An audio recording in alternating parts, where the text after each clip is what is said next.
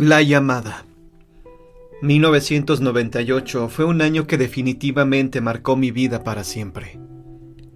A la distancia del pasar de los años, no alcanzo todavía a comprender muchas cosas, las cuales si las hubiera vivido incluso el mayor de los escépticos, éste se encontraría en una encrucijada respecto a lo que en verdad es la vida y la muerte. A mediados del mes de noviembre de 1997, llegué de Villahermosa a la ajetreada y cosmopolita Ciudad de México, con el propósito de ocupar un puesto que me ofrecieron en un prestigiado banco, en el cual me asignaban un muy buen puesto y sueldo. Pese a las ventajas económicas de la contratación, me costó demasiado trabajo adaptarme en tan reducido tiempo a una ciudad tan gigantesca, a su constante tráfico vehicular, a su incontrolable contaminación y a su descarada inseguridad. Sin ninguna experiencia ni antecedentes de las distancias, entre una delegación y otra me instalé en una pequeña, pero confortable casa ubicada en el norte de la ciudad, muy cerca de Chegaray. Había, sin embargo, un problema delicado e inevitable. Mi trabajo quedaba casi llegando al Estadio Azteca, en el sur de la ciudad, justo al otro lado. En fin, traté de ser optimista y de acostumbrarme lo más pronto posible a este evidente inconveniente. Siempre he sido una persona positiva y concentrada. Yo sabía muy bien que tenía mucho más que agradecer, y no que reprochar y renegar. Los reniegos son una pérdida de tiempo y emociones. 2 meses después de mi ingreso al banco, Carla, una compañera de la oficina con quien había hecho muy buena amistad, fue internada en el hospital para una operación de apendicitis. Como yo no tenía muchos amigos, tampoco ahora los tengo, casi todos los días iba a visitarla a su casa saliendo del trabajo. Uno de esos días, mientras estaba en la cocina preparando la cena, alguien llamó a la puerta. Alcancé a llevarle la charola a Carla a su cama y de inmediato fui a abrir. «Hola, buenas noches, soy Alma, amiga de Carla», me dijo con una sonrisa un poco nerviosa pero sincera. Yo me limité a responderle lo de cajón. «Hola, buenas noches, mucho gusto, pasa». No recuerdo qué más le dije, pero la llevé hasta la recámara donde se encontraba nuestra amiga en común. No sé cómo lo notó, pero definitivamente se dio cuenta de que me había gustado mucho. Estuvimos platicando y jugando cartas hasta muy tarde. La verdad nos divertimos mucho y no dejábamos de mirarnos a los ojos. Algo muy dentro me decía que yo también le había gustado. Desde ese día nos llamábamos a diario y nos veíamos con mucho gusto, cada vez que podíamos. Tan solo 6 meses después, Alma llegó a mi casa con un enorme oso de peluche y unas rosas rojas. Lo abrí con cuidado y expectación. Me vio a los ojos, sonrió como una niña miedosa y me pidió que me casara con ella. De inmediato la abracé muy fuerte y le dije que sí, que aceptaba su propuesta. Sentí que el corazón se me salía de felicidad. Nos casamos en abril y desde entonces vivimos una eterna luna de miel. No exagero, en verdad éramos muy felices los dos. 3 meses después de nuestra boda, decidí dejar el banco para encontrar otro trabajo que me permitiera tener tiempo y dedicarme a la casa. Y a ella, pues su trabajo, involucrado con las relaciones públicas, le exigía demasiado tiempo fuera de casa. Y cuando estaba en esta, sus obligaciones la mantenían detrás de una computadora. Solo nos veíamos por las noches. Alma, un poco fastidiada con esta situación, no dejaba de repetirme que quería invertir sus ahorros en un negocio propio, que no me preocupara, que esta situación solo era temporal. Un día antes de nuestro primer aniversario reservamos para cenar en el restaurante del lago y compramos boletos para ir al Auditorio Nacional, para ver un concierto que estaba de moda por ese momento. Llevábamos varios días esperando esta fecha, y de alguna manera sabíamos que sería un día muy especial. En verdad lo fue por todo lo que sucedería después. A las 7:15 de la mañana nos despertó el teléfono. Con un sobresalto inevitable, Alma se sentó en la cama y contestó. Yo, entre dormido y despierto, lo escuchaba. Ella solo repetía, sí, sí, sí, claro, está bien, voy para allá de inmediato. Colgó y en ese momento supe que nuestros planes de festejo iban a cambiar.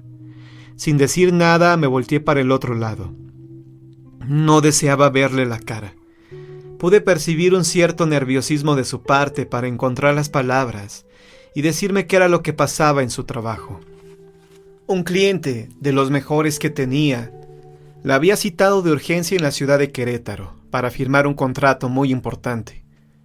Aunque Alma trató por todos los medios de posponer la fecha de la negociación, el coraje me cegó en ese momento y no quise escucharla. Indefensa, trató de calmarme y explicarme que regresaría para cenar, pero la ignoré por completo. Me levanté y me encerré en el baño para darme una ducha. Ella, entre impotente, confusa y sintiéndose culpable, tocó a la puerta varias veces, insistiendo que la entendiera, que era un contrato muy importante y que no podía dejar de ver a su cliente. Es más, para tranquilizarme un poco, me pidió que la acompañara, que tomáramos ese viaje como parte del festejo, por nuestro primer año viviendo juntos. Yo no quise ni contestarle. Estaba molesto, indignado. Al no recibir respuesta, solo alcancé a escuchar un susurro que me decía: «Te amo. Nunca lo olvides». Oí sus pasos que se alejaban y escuché cómo cerró la puerta. A las 10:15 ya me había bañado y estaba acostado viendo la televisión. De pronto el teléfono sonó y chequé el verificador de llamadas antes de contestar. Era el número del celular de Alma. Como yo seguía muy molesto con toda la situación, dejé que sonara 5 o 6 veces. Por fin contesté de mala gana y escuché su voz que me pedía que me calmara y que comprendiera la situación, que nada le importaba más que yo y que únicamente quería que yo estuviera seguro de que me amaba con toda su alma, que me amaba por sobre todas las cosas y que siempre estaría conmigo. Yo, todavía cegado por el coraje y el enojo, no le respondí nada y simplemente colgué. Quería que se diera cuenta que con razón o sin razón me sentía muy ofendido, porque las cosas no se habían hecho como las habíamos planeado, con tanta antelación y cuidado. Me levanté y me fui a preparar algo para desayunar. No habían pasado ni 5 minutos cuando volvió a sonar el teléfono. Sin checar el número contesté de muy mala gana, pensando que era ella. Pero solo escuché una voz de mujer que me preguntaba si era la casa de la señorita Alma González. Le respondí que sí, que esta era su casa, y le pregunté qué se le ofrecía. Noté un cierto aire de nerviosismo y dificultad en su voz para decirme algo. Se quedó callada por un instante y me dijo que lo sentía mucho, que hubo un accidente, que a las 9 de la mañana el chofer de un camión de pasajeros se había quedado dormido, se brincó al otro lado de la carretera y se impactó de frente con el auto de Alma. Alma había fallecido. Sentí que el corazón se me detenía. Tan solo 5 minutos antes ella me había llamado. No era posible. No podía ser posible todo esto que me decía esa voz lejana y nerviosa. Pensé que se trataba de una broma de mal gusto y llamé a la Policía Federal de Caminos. Ellos me confirmaron la fatal noticia. Por desgracia, no era una broma. En efecto, en un espantoso accidente automovilístico Alma había fallecido. No recuerdo cuánto tiempo pasó, pero me quedé paralizado por el dolor, por la incredulidad, por la espantosa sorpresa. Sin poder evitarlo, empecé a torturarme con remordimientos. ¿Cómo era posible que después de todo lo que había sucedido, yo hubiera actuado de esa manera tan infantil y grosera, tan poco tolerante y comprensivo? ¿Cómo podía ser que por mi soberbia y mi capricho por hacerla sentir culpable, haya ignorado y no le contestara su llamada telefónica? Pero ahora ya era muy tarde y nunca tendría la mínima oportunidad de siquiera responderle que yo también la amaba, que yo también la amo. Solo sabía que ella ya no estaría aquí para escucharme decir que lo sentía con todo el corazón y que ella me hacía falta, muchísima falta, que me estaba muriendo por dentro de dolor y arrepentimiento. 3 días después, cuando ya habían terminado todos los odiosos trámites funerarios, y estando solo en casa, me puse a recordar y a tratar de atar cabos de cómo habían sucedido las cosas en realidad. Si a las 10:15 de la mañana, pensé, me llamaron para avisarme del accidente que había sucedido a las 9 de la mañana, ¿cómo era posible que 4 minutos antes, a las 10:11, ella se hubiera comunicado conmigo? Por un momento creí que todo era una horrible confusión de horas por la espantosa impresión que recibí. Chequé el identificador de llamadas y, en efecto, su número de celular estaba marcado a las 10:11, más de una hora después del accidente. ¿Cómo podía ser posible esto? Yo no entendía nada. La cabeza me daba vueltas y el corazón se me partía en dos cada vez que recordaba el rostro de Alma y su infantil sonrisa. El tiempo siguió su eterna marcha y a mí me costaba mucho trabajo poder despertarme cada mañana y convencerme de que ella ya no estaba conmigo, a mi lado, con su afectuosa sonrisa y su cara de niña traviesa. Ahora, en cambio, me torturaba constantemente con un espantoso arrepentimiento, porque no la había dejado hablar, ni la había querido escuchar. La situación era insoportable y me estaba matando lentamente. Haciendo acopio de fuerzas y tras repetir miles de veces lo innecesario que era esta postura mía, traté de normalizar mi vida, pero la tristeza y la desesperación eran demasiado grandes. Sin más remedio aparenté, y como una terapia ocupacional más que como una necesidad económica, regresé a mi antiguo trabajo en el banco. Algunos fines de semana pasaba Carla por mí para quedarnos en su departamento, y así tratar de alejarme un poco de los recuerdos que me rodeaban y atormentaban. Así transcurrió otro año. Justo el día de nuestro aniversario, también se cumplía un año del deceso de Alma. A las 7:15 de la mañana sonó el teléfono. Me espanté, ya que estaba profundamente dormido. Me levanté y sentí un escalofrío espantoso al darme cuenta de que el número del que estaban llamando era del celular de Alma. Sí, el número que estaba marcado en el identificador de mi teléfono era el de ella. Descolgué lo más rápido que pude, pero solo escuché muchos ruidos. Esa clase de ruidos que son producidos por una fuerte estática. Sentí que el corazón se me iba a salir. Me paré y fui directo al closet donde todavía guardaba sus cosas y donde puse todas las pertenencias que Alma llevaba el día de su fatal accidente. Mi impresión y asombro fueron mucho mayor cuando constaté que su celular estaba ahí, en la caja de lo que había puesto hacía un año. Es más, era imposible que el teléfono todavía tuviera su batería cargada. Lo más lógico y prudente que se me ocurrió pensar era que el número, al estar inactivo, había sido dado de baja y que se lo habían resignado a otra persona.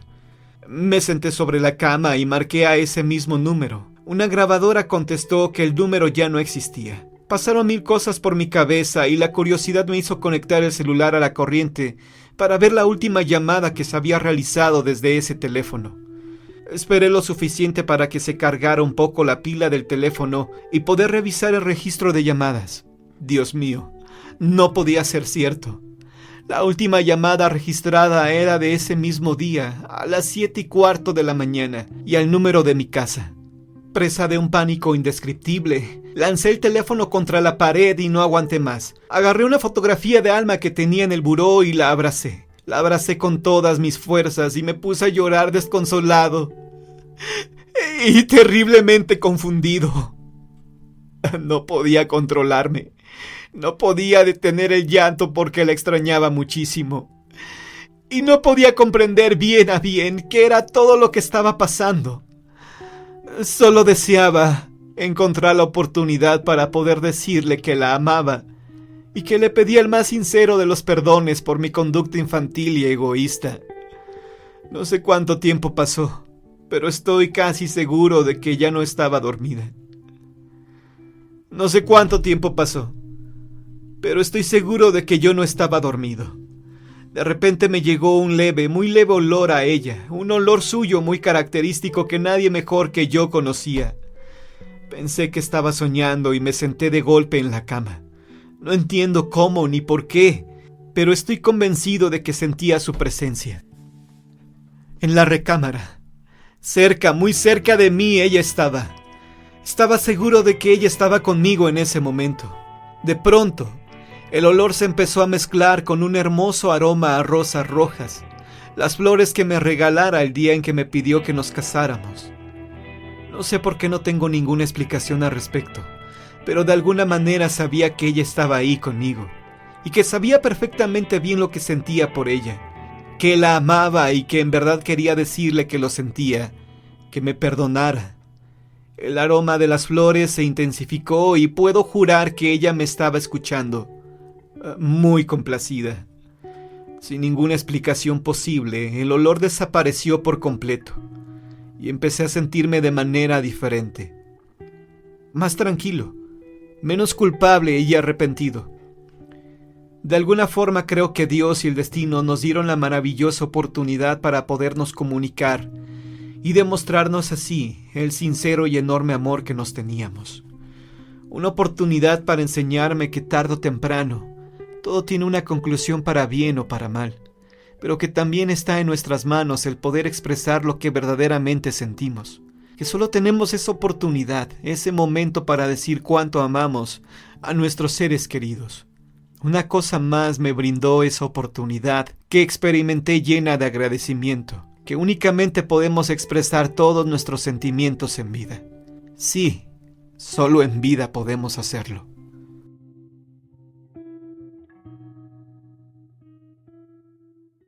Las brujas en la Ciudad de México. El 25 de enero de 1569, el rey Felipe II ordenó el establecimiento de tribunales inquisitoriales en México y Perú.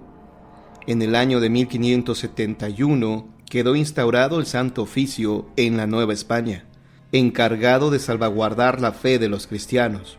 Entre los peligros para el alma cristiana se encontraba la práctica de la brujería y la hechicería.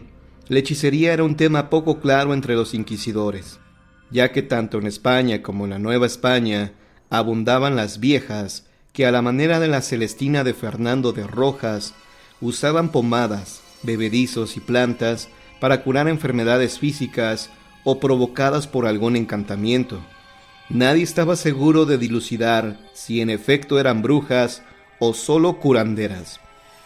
La hechicería se relacionaba con la superstición, creencia y práctica sin ningún provecho y utilidad. Esa práctica era comúnmente utilizada entre los estratos bajos de la sociedad y el Santo Oficio no le dio mucha importancia.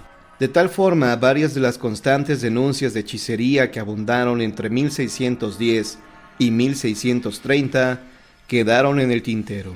Algunas de las mujeres acusadas eran exhibidas en la plaza del Zócalo para hacer auto público de fe con las insignias de hechiceras y ser expuestas ante la vergüenza pública. Al día siguiente recibían 100 azotes. Hechicería no es lo mismo que brujería. Esta, como ya se ha indicado previamente, implica un pacto con el diablo en el cual se ofrece el alma a cambio de ciertos beneficios. Estos van desde poseer al ser amado hasta obtener la inmortalidad.